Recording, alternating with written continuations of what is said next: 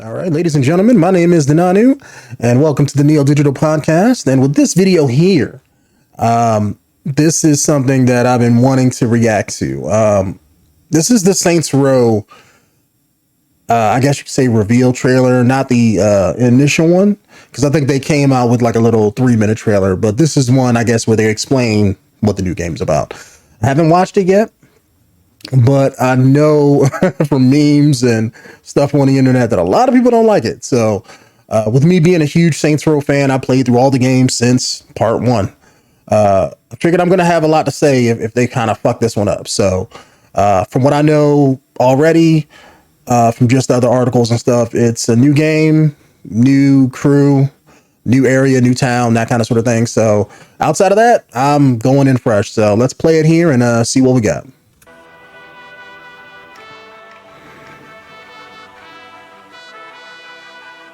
Okay, so I'm guessing Arizona? Hey, I'm Bryce Charles, and I voice the boss in Saints Row. Why am I standing out here in the desert? Don't like that, but okay.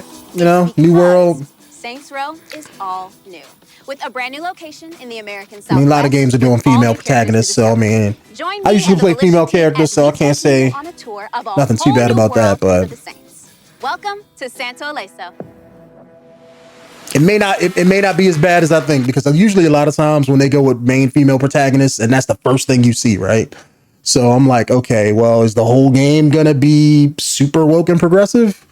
Or maybe it's just the character. Maybe they're just going with a female boss. All the other games had the same male boss, so it could just be maybe they're just changing things up. So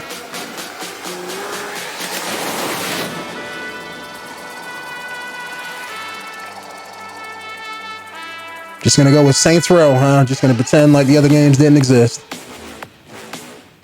Saints Row franchise has existed and done so many amazing things. That is true. Where do you go from there? It's kind of hard to figure out. Naturally, we Spin-off?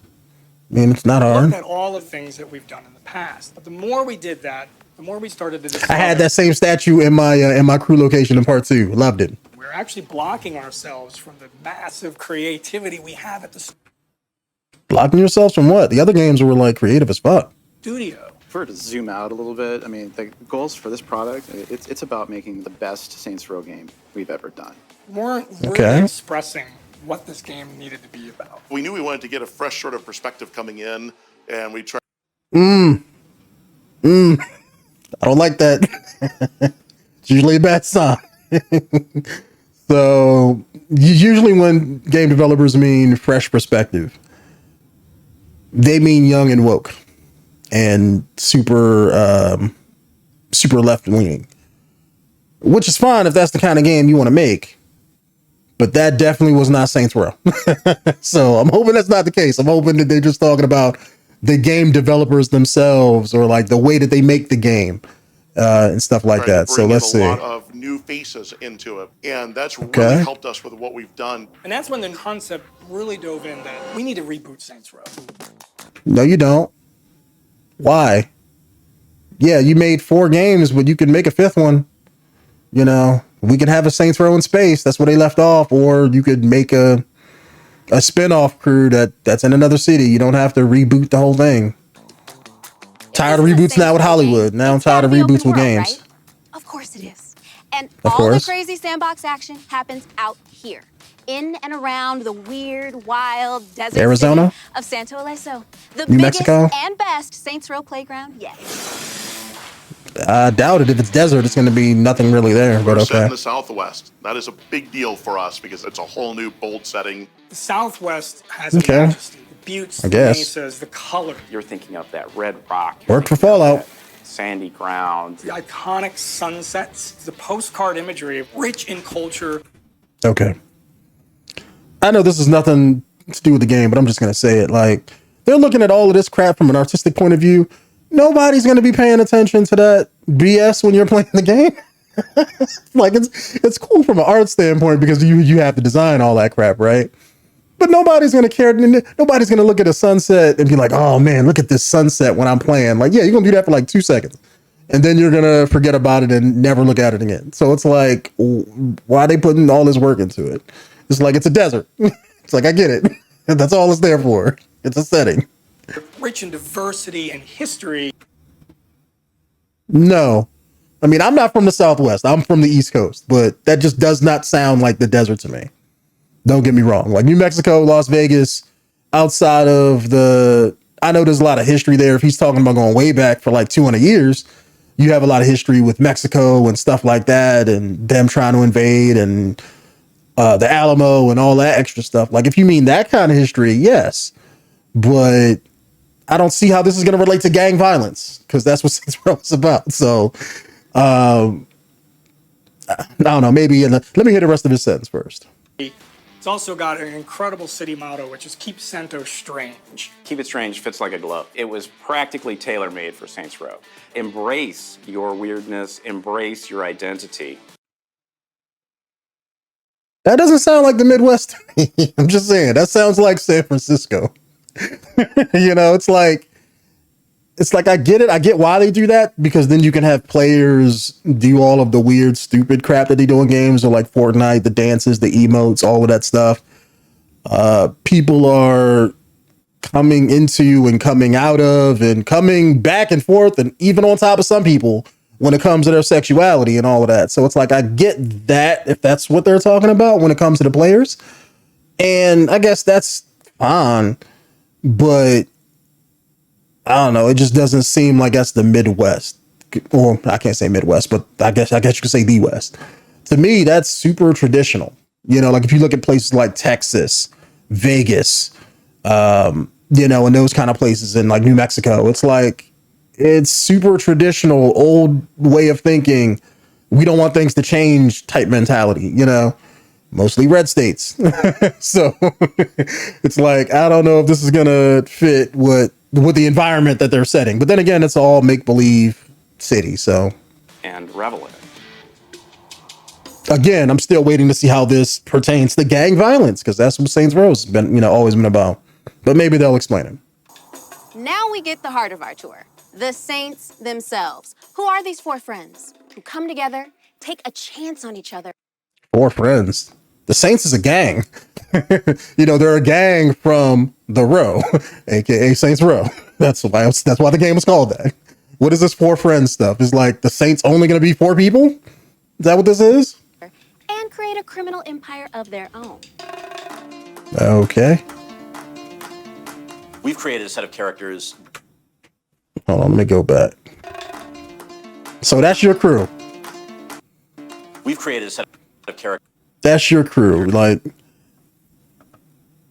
I thought we were playing Saints Row, not Watch Dogs, because that's the vibe I'm getting here, especially with geeky guy on the side looking like the main character of Watch Dogs. You got who I'm assuming is the nerdy stereotype. I'm guessing this is the boss who just looks like a person. I mean, nothing really unique about her. Is the girl with the scorpion stuff, is she going to be like the nerdy hacker type person? And then, see, I would assume the guy behind me over here, this guy here, I'm guessing he's Hispanic. I mean, you know, don't jump down my throat. I'm just saying, I'm just based on looks. Is he, I would assume he's the muscle, but at the same time, I'm looking at him, it's like the headset's throwing that off. So is he like a modern day jock? I'm guessing. I don't know. I mean, he doesn't look like muscle, but maybe he's playing that stereotype actually. That you're going to want to invite in your living room. Invite in my living room. They're supposed to be gang members. I'm not inviting anybody in my living room. And don't get me wrong, maybe these are the people the developers know. We've maybe a set of characters. You know, these characters are like somebody they know. But like, I don't know anybody that look like this. I don't hang with nobody that look like this. You know, like these just look like millennials to me. Like, I would say if this is the boss, the one who I guess looks like that black girl talking, she looks normal. So, I mean, yeah, but she looks like she's into ladies. The geeky guy just looks like he's a Hollywood geek. Like, that just don't make no kind of sense at all. Like, don't nobody dress like that no more. Well, like, get out of here with that. It's not the 80s. And muscle bound dude, I mean, I guess he looks okay, but put a shirt on, you know. And scorpion chick, I mean, I don't know. She's just like casual. I don't have nothing really to say about her. I mean, she's holding a pistol, so she's probably violent. So, but then again, so is everybody else I see. That you're going to want to invite in your living room every day. Are they just super millennials? You have the boss. The boss is brash. The best part is that the boss is you. They should be. A charismatic murder machine. Nice. You did say we need to have our fingers in more pies. You know, Eli. He wants to build something special. Prefers hostile takeovers to open hostilities. As an investor, I don't like wasting money. I really like Nina. Her Why would he be an investor? Is really family-oriented, an obsessive gearhead, and just the best getaway driver in the business. And badass. Esto es por ti, mamá. Kevin, who's come to Seems like typical Hispanic stereotype. Kevin is shirtless. I don't know why. Kev wants to be a TV chef. You know what would make it smell even better? Hey man, if you want a $300 waffle maker, you can buy it with the exposure the idols pay you in. This reset let us add heart in a big way, and that's like the #1 thing about this game. 100% they're relatable. I would not do what they do to pay down the student loans, but I get where they're coming from. Do what? Hold on. Did I mishear that? I would not do what they do to pay down the student loans, but I get where they're coming from all the time. So wait, hold on. Did he just say that their motivation is to pay off fucking student loans? Get the fuck out of here with this bullshit. Like, now I get why people don't like it. Like, I thought it was going to be one of those things where it's like, okay, you don't have Johnny Gat, you don't have the previous boss, you don't have Shandi and the rest of them, right? So maybe that's why people were hating the trailer, but I get it now. They just went full blown, we're going to make this game with millennials that you can relate to. And it's like, don't nobody relate to none of this bullshit. Yo, do kids nowadays even relate to this? Like, I don't think so. I really don't. Like, it's like, this is starting to remind me of, you have a bunch of people that's my age making young characters and assuming they know what young people are into when this is not it. Like, that's the vibe I'm getting right now. Like, especially that black guy. He's like, these are people you can relate to. It's like, oh, they're doing this to pay down student loans. Like, what the fuck? Who starts up a criminal empire to pay off fucking student loans? It's like, I get it. I mean, I get Saints Row is supposed to be wacky and out there and stuff like that, but the idea and concept that they're forming the game around of, or at least these characters rather, because I'm assuming it starts with these characters and then they're going to build the story around it. So the framework of the story so far with these characters is shit. So I don't see the transition to gang life. Like, how did that happen? Did they get together in a room and was like, oh, we need to make money, we should start a gang? I bet you that's like the first 5 minutes of the game where there's no thought into it. But then again, maybe I'm wrong, but we'll see. Would not do what they do to pay down the student loans, but I get where they're coming from all the time. Definitely not feeling that. So I made them watch while I broke their dad's... shit.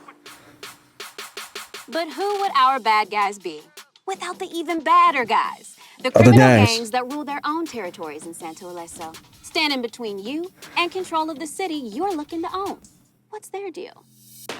Okay. Each of the enemy factions approach you from different Hopefully they're going to be really cool. They look and play distinctly from each other. My name is on the goddamn building! Marshall is an international corporation, and they just happen to have their headquarters here in Santo Ileso. They are strategic assassins. They've got high-tech, bleeding-edge technology, and they're designed to secure and lock you down.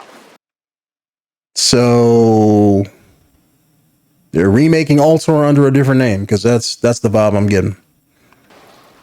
In contrast, Panteros is all about muscle and physical power. They're part of the soul of Santo. They're tough and brutal, and they So they're like the what was the muscle bound gang? What was it? Saints Row I want to say the third. I want to say it was in that one, but maybe I'm thinking about the second one. It's like, 2 and 3 blend together. I remember certain things in part 2, but there was whichever gang. I want to say it may have been part 2. It was, you had the voodoo gang, the Haitians, and then you had like this other gang that wore red and drove trucks all the time. I forget what their name was, but that's who they remind me of. So are they just like rehashing them and giving them a different name? Changing up their colors? Panteros, you're messing with strength.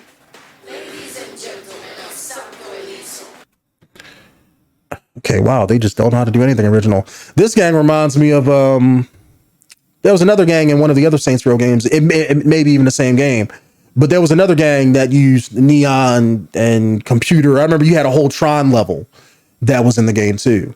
So like their whole thing was this shtick. So then there's the idols. Like, the idols are something completely different. Are they just redoing the same thing? They see themselves as icons in a new world order.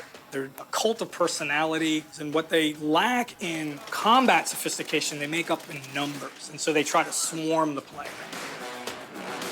But they don't even, hold on. That's what man, they're acting retarded right now because they're talking about if they believe in anarchy and the new world order and stuff. It's like that's not the vibe I'm getting from all of this. Like all of this neon shit. Like if that was the case, you would expect them to look like how people look at Mad Max, where it's like complete lawlessness and stuff like that. That's not the vibe I'm getting with this. This is like ravers wearing balaclavas. That's all this is. Completely different. Like they're self-styled. They look like they're going to a rave party. That's not anarchy. That's not lawlessness. Anarchists. They see themselves like, especially with the guys dressed in suits. That's cult of personality, and what that's agreeing with order. Combat sophistication, they make up in numbers, and so they try to swarm the player. Not feeling this at all so far. I see why people hate it. I'm gonna have a lot to say once we end this. Come on, show me something good. Okay, so let's talk about the talented team of creatives at Volition that brought this reboot to life. What are some of the things they're most excited for us to see, play, and experience? I'm guessing all the woke stuff that I'm seeing, but okay. We are trying to put as much attention to detail as we possibly can. We wanted to create a whole new world filled with discovery that each of our players can feel included in. Our character team and our character customization, our options are crazy. You're making your character the way you want to. You're building your criminal empire the way you want to. I'm just waiting for somebody to say, oh, you can be a man or a woman or trans, or I'm just waiting for them to say that. It is this weird combination that I don't see in any other games out there. I mean, I don't mind that, but it's like, come on, man, just give me the game. Like, I don't want to see politics in my games. Have that experience, and the experience that we're having is just BS and have fun with it. So that means next step is to make connections with people that can shoot guns. Oh, come but on, that's man. not Saints We Row, want this though. thing to be more than a street gang. We want to be an like maybe with the last one, it was more about wacky bullshit, but Saints Row 1, 2, and 3 all had stories to them. Creativity that we have with trying new things out, and then having this open world where we can realize that. I think it's made for a really exciting game with Saints Row. Yeah, a game nobody's gonna buy. We started this journey searching for the new Saints, and where we got to is some bullshit. To tell a new story set in a whole new city about a group of friends hungry to create a new criminal empire all of their own. So why is it called the Saints then? We discovered that the game itself is about being your own boss, being true, being you. About being there it goes. Yeah, you can be anybody you want to be in our game. Might as well just say it.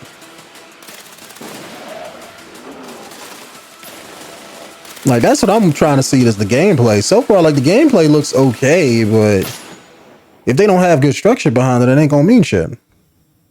Okay. All right, then let me just do this here.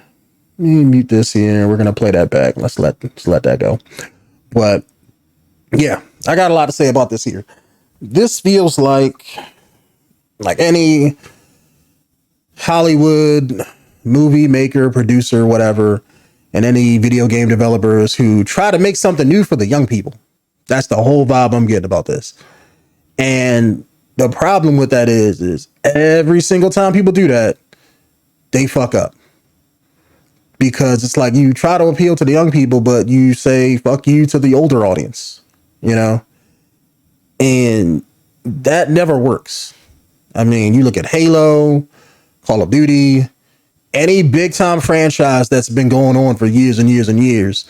When you suddenly change up and do that, that doesn't work. It doesn't.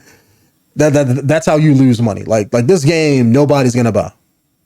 Like maybe it might sell to people who want something new to play, but they're gonna play the game for play it and beat it and jump off, or play it for like a couple weeks when it's new, and then after that they're never gonna touch it again. So you're not gonna get any long-term sales or money from people like that. It's like, I get what they're trying to do, but they're making the same mistakes that everybody else base in game development. This is bullshit. This is marketing, political, woke bullshit. That's exactly what this is. They're using all those buzzwords that they use whenever people describe some shit, and it doesn't work. Saints Row was again, it's a game about gangs. It's like, you know, it was better than GTA in that regard. Like, this feels like they want to make like a woke GTA. I mean, we still have to see what the world and what the gameplay is and what the story is and all that, but this feels like they wanted to make a open world game, but make it super woke and political, and anybody can pick it up and play it, no matter what gender, sexuality, or personality you are. You know, that's what it feels like they wanted to do. And that's why I think it's more of a marketing thing. Because usually when they do that, it's like, we don't want to come out with, you know, Saints Row in today's political climate, even though they could. And you would get lambasted for it in the beginning, but if you made your game good, people wouldn't care. It wouldn't, like, people wouldn't give a shit. They'd still play it. You'd still make more money. But when you come out with this game isn't going to appeal to anybody. Like, even young kids who may be into a lot of the sexual stuff and all of that, it's like, this game isn't going to do anything new for that. They've been having created characters in video games since before I was born. You know, so creating your own character, yeah, they've had that. You know, I mean, the only new thing that I could see them doing with that, you know, because sexuality doesn't matter because they don't put sex scenes in video games no more. I think BioWare was really the only team that really did that with Mass Effect and Dragon Age and all that. So the only other thing that I can see them doing is like, oh, I can make a man with boobs, which they may or may not do, or they can, or like, they, you know, like, be like Cyberpunk, where they cheapen the thing, where it's like, at least Cyberpunk had the balls to put shit in game, or not Cyberpunk, CD Projekt Red had balls to put, you know, in that game. Literally, like, you had posters of like chicks with dicks and shit like that in the game. I didn't think they were going to do that. I thought they were just going to be like a slider option in the character recreation, and that was it. But at least they had the balls to put the stuff in game. But when it came to your character, it was just an option that didn't matter. You know, so that's how most character creation things kind of happen when you have a thing like that. You know, usually it's just the option, oh, what type of penis do you want, or something, or which gender are you? It's like male, female, binary, non, whatever, all the alphabet, whatever it is, you know, that they put in there. That's usually just the choice that you make in the option screen, and that's it. It doesn't matter in game. You know, so I'm assuming if they do have that because they're trying to be super woke, then that's just how it's going to be. It's not going to matter. So I'm assuming people who, let's say, would play this game, if you are trans or whatever sexuality you may be, you're still just going to make your character look how you want to make your character look. You know, most people, when they play a game like this that have a character creator, you're either one of two people. You're either, like most people, you want to put yourself in the game, so you want to make the character look like you. It's all about looks. It's you don't want to be your character because you are who you are, you know, but you want to make your character at least look like you. And then you have people like myself who, I don't want to make a character that looks like me. I want to make like a sexy female chick, because if I got to stare and look at a character's ass for like 50 hours out of a week, I want it to at least be a sexy female ass. That's just me. You know, I'm a man at heart, so sue me. But, you know, or you have like the people that just want to make the most wacky character out there, and they'll just make you know, the most dumbest thing ever just to get a laugh out of somebody, or, you know, just because it makes them laugh when they're making their character. But outside of that, none of those choices when it comes to character, you know, so your sexuality, none of that's going to matter when you play. You're just going to play the game. So judging from how everything else I'm seeing, as far as your team, your multicultural, millennial political team, it's just, nobody's going to play that. It's like, people just want to play a game, you know, and that old bullshit of like, oh, we had to do something new. It's like, yeah, you could have did something new. You didn't have to do this. You know, I was like, the Saints need to do this. This ain't the Saints. I don't know who this is. It's definitely not the Saints. You know, because like I said, the Saints were a gang. This seems like a dumb group of like college kids who don't know what to do with their lives. That's the vibe I'm getting from this. And it's not hard to think of a story. Like you can please older fans like myself and still come up with something new. Like hell, you could even did this game and make it appeal to older fans like myself. Like I can come up with a story just in 5 minutes off the top of my head. Let's say you want to introduce this new town with these new saints, right? Let's say, I mean, I don't want to call them saints because they're not, but I'm going to go with that since that's what they're calling them, right? So if you wanted to have these same group of people in this town, you could seem like the Saints. You don't have to start in a whole new world and reboot the game. You could just take the story back to, let's say, like Saints Row 3, right? Or even Saints Row 2, if you wanted to go back that far, depending on how you want to set up your story. Before, you know, the last one where it got super wacky with the aliens and stuff.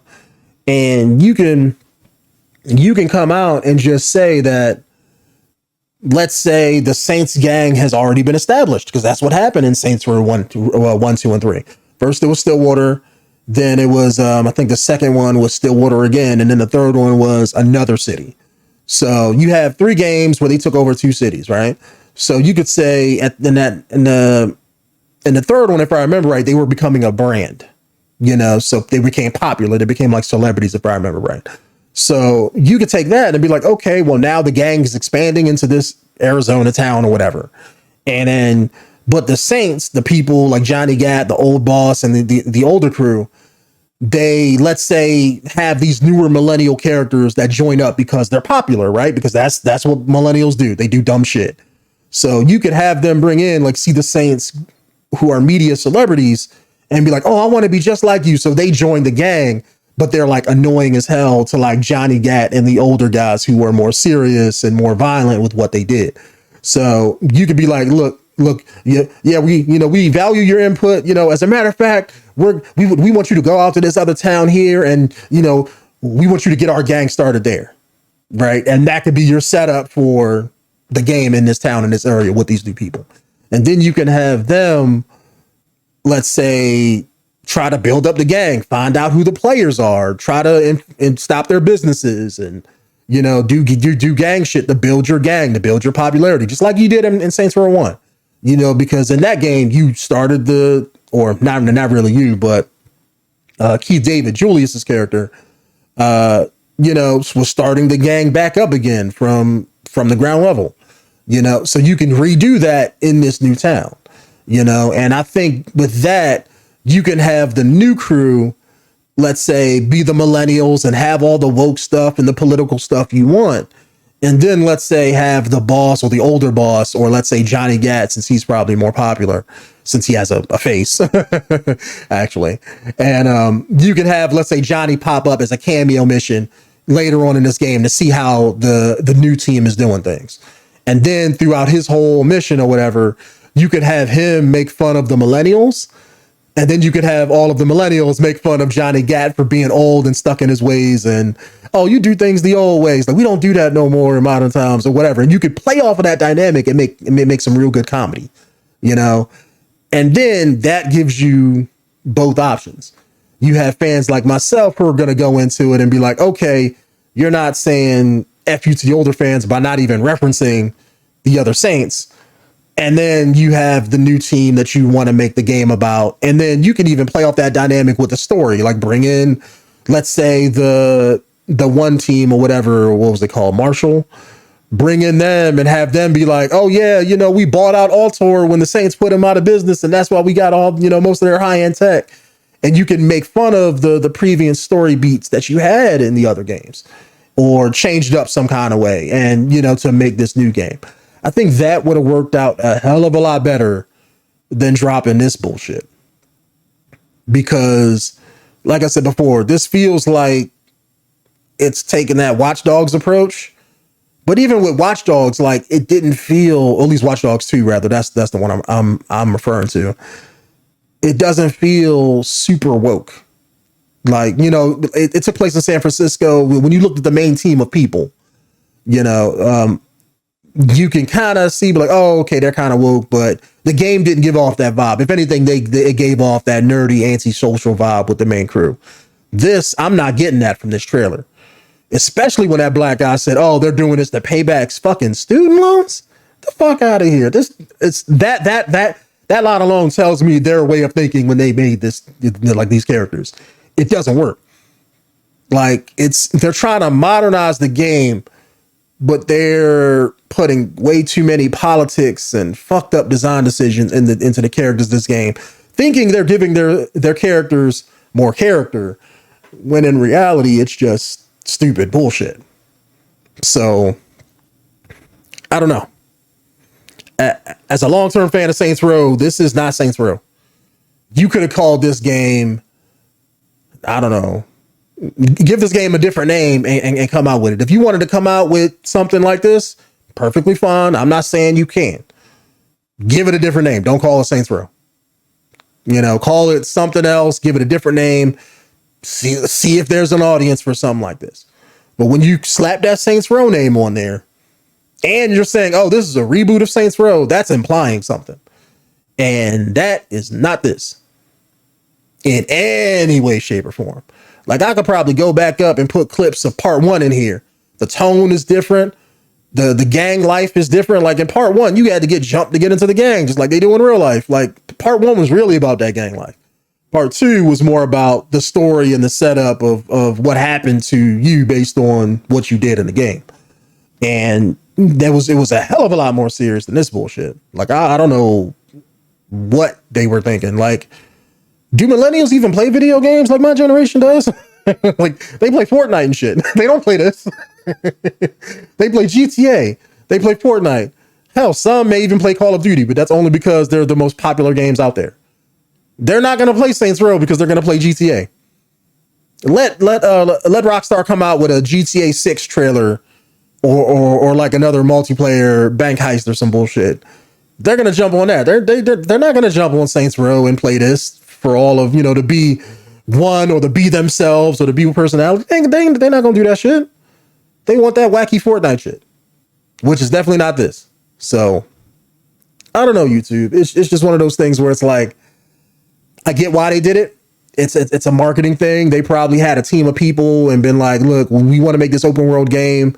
They probably don't want to offend anybody, given today's climate and stuff, when in reality, they should have just had some balls and should have been like, look, this is our game. If you don't like it, you don't like it. It is what it is. But I don't know. This is definitely not it. May not be picking this game up myself, but I don't know. Maybe on my YouTube channel, if my fans want me to play this game, I may jump on there and play it and I will lambast it and make fun of it as I'm doing it. But outside of that, like if don't nobody want me to play it, yeah, I'm skip. Definitely. We got way too many good games about to drop for me to play some bullshit like this. But anyways, sorry to get kind of rambling and stuff, but like I said, I've been playing Saints Row since the first one. Played all of them. So I have a lot of nostalgia when it comes to, well, I can't even say nostalgia because to me that implies something old, and Saints Row to me isn't old. But I just have a lot to say about it since I love the franchise so much. Now I see what everybody was talking about and, see, why the trailer is so heavily made fun of online. I really do. But anyways, fellas, that's just my thought on things. I'm probably going to put out a few more reaction videos this week, and it's just going to be me. Jolly's off doing some other business stuff, so he's going to be gone for a bit. And I'm going to try to get some more reaction videos out to you guys. I want to do some more death battle stuff, but I don't want to do that since that was kind of me and Jolly's thing. So I may not do that. I may talk about other things like games, other different articles and new stuff that kind of pop up just by myself, just to try to stay relevant. But yeah, we're going to be pushing out probably 2 or 3 videos a week and see how it goes. So if you guys want to see more, keep an eye on the Neil Digital Podcast for more stuff. And I will see you guys in the next one. Later.